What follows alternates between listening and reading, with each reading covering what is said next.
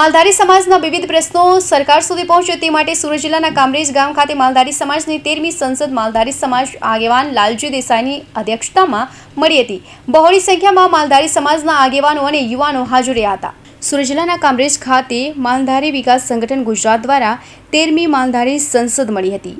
માલધારી સમાજના આગેવાન લાલજી દેસાઈ અને પાલ અંબાલિયાની આગેવાનીમાં મળેલી આ બેઠકમાં ગુજરાતમાં થતા માલધારીઓની થતા અન્યાય બાબતે અવાજ ઉઠાવવામાં આવી, સરકાર સામે લડત આપવી અને ન્યાય મળે, સમાજમાંથી કુરિવાજો દૂર થાય, લગ્ન પ્રસંગ અશુભ પ્રસંગમાં ખોટા ખર્ચાઓ બંધ કરવામાં આવે, ગૌચરને બચાવવા માટે આંદોલન, દૂધના ભાવના પ્રશ્નો,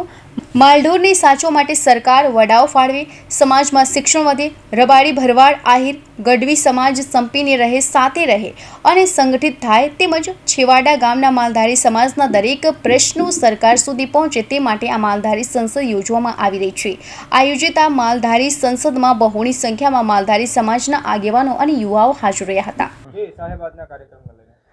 આજે અહીંયા સુરતમાં કામરેજ ખાતે 13મી માલધારી સંસદ મળી રહી છે। 2008માં બહુચરાજી ખાતે આખી આ સંસદની શરૂઆત થયેલી।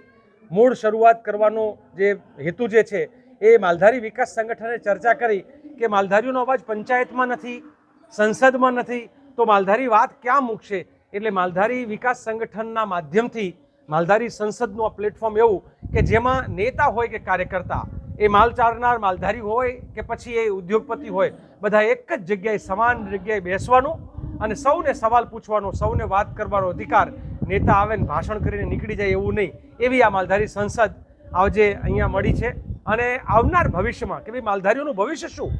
શિક્ષણમાં, આરોગ્યમાં, રોજગારમાં, રહેણાંકમાં, જ્યાં બધેથી માલધારીઓ સાથે એક પ્રકારની અસ્પૃશ્યતા એક નવા વિકાસના મોડલમાં થઈ રહી છે। આજે ઘણા સવાલો આવ્યા કે ભાઈ સુરતમાં માલધારીઓના દીકરા દીકરીઓને પ્રવેશ મેળવવો હોય તો પણ માલધારી છે તો છેલ્લે પ્રવેશ જે છે અટકાવવામાં આવે। અનેક સોસાયટીઓમાં બોર્ડ લાગેલા છે કે જ્યાં માલધારીઓને પ્રવેશ નથી, તો માલધારી સમાજનું એક તરફ એક્સક્લુઝન થઈ રહ્યું છે, એક તરફ એને જે છે બાદબાકી થઈ રહી છે, હાંસિયામાં ધકેલાઈ રહી છે, ગૌચરો લૂંટાઈ રહ્યા છે, ગાયોને રાખવા માટે પાબંદી છે, તો માલધારીનો રોટલો ને ઓટલો ના રજડે, કારણ કે માલધારીઓ તો રૂડા છે, એના રોટલા અને ઓટલાથી અને આ બંને જો રજડી જાય એ ન થાય એના માટે અને 1-2 વર્ષ કે 5 વર્ષની ચિંતા નહીં પણ આવનારી પેઢીઓની ચિંતા કરવા માટે સર્વ સમાજની સાથે કેમ એકરૂપ થઈને જીવી શકાય, એકબીજાના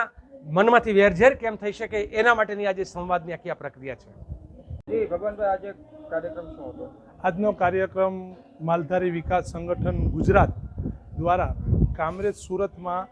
એક માલધારી 13મી સંસદનું આયોજન કરવામાં આવ્યું હતું। આ માલધારી સંસદમાં માલધારીને લગતા નાના મોટા પ્રશ્નો, એના એજ્યુકેશનના પ્રશ્નો, એના ગાયના પ્રશ્નો, એના ગૌચરના પ્રશ્નો,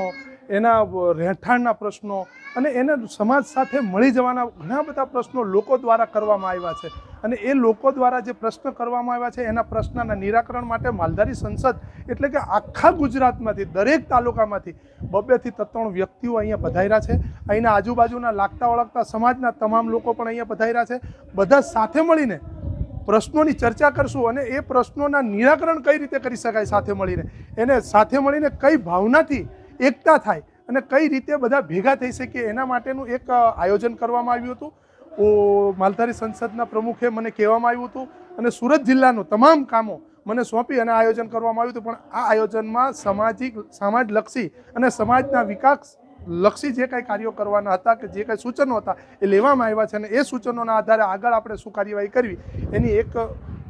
નીતિ ઘડવામાં આવી છે।